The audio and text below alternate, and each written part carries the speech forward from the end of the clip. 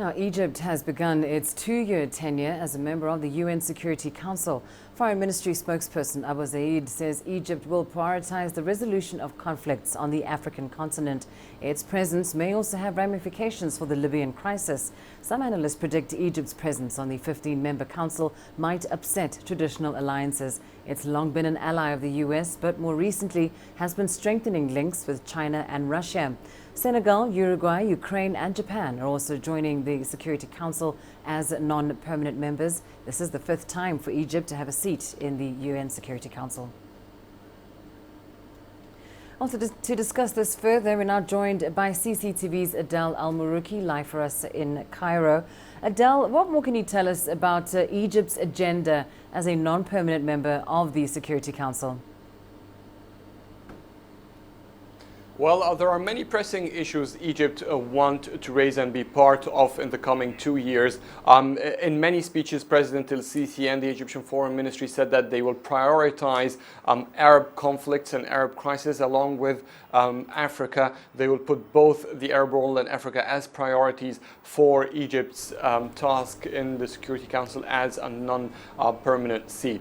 Mainly if we talk about things that would include both the continent, the African continent and the Middle East or the Arab world.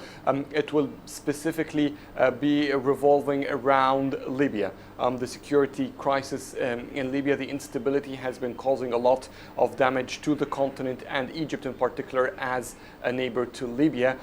Militant insurgency inside it and the expansion of the Islamic State has been fueling militant groups in the region spreading into the African Sahara. Egypt for some time have been trying to convince the world that the fight against the Islamic State should expand, not just to be focused in Syria and Iraq, but to expand into Libya as well, to try to limit the threat or to try to limit the privilege that militant groups have from the conflicts between the Western and Eastern governments in the country itself. So mainly this might be the focal point of Egypt. It wants to lift the arms embargo imposed on the Libyan government and help Libyans form a unity government and arm this government with a unified military forces so that Libya will be capable to put an end to this threat, or at least take the bigger part of it instead of making the rest of the countries surrounding Libya and in the African Sahara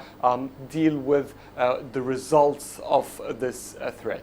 Now, Adel, some analysts think that Egypt might upset traditional alliances at the UN Security Council. Just how will the country seek to balance the competing interests of permanent members like the US, China and Russia?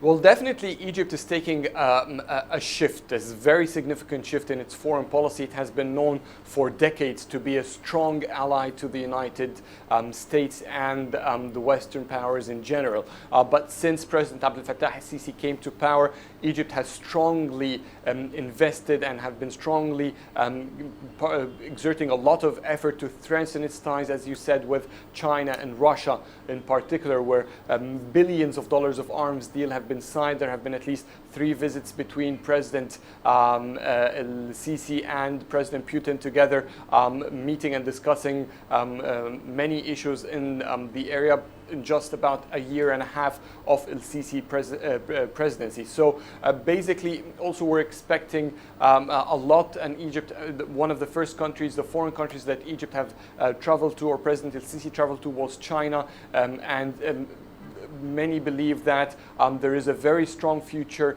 in the Egyptian-Chinese relationship, or at least this is what Egypt hopes to achieve in 2016. This will definitely have its influence on the Security Council and the permanent 5 members.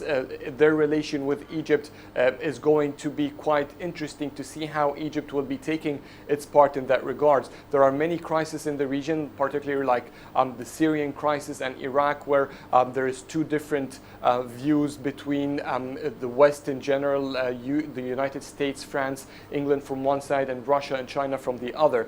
As an Arab state, as an African state, how Egypt will be playing its role and trying to swift the Security Council so that at the end something in the favor of the Arab world and Arab countries and therefore Africa, or North Africa in particular, would be quite interesting to see how this role will be played. Absolutely. Well, thanks very much for that. Adel Al-Maruki live for us there in Cairo.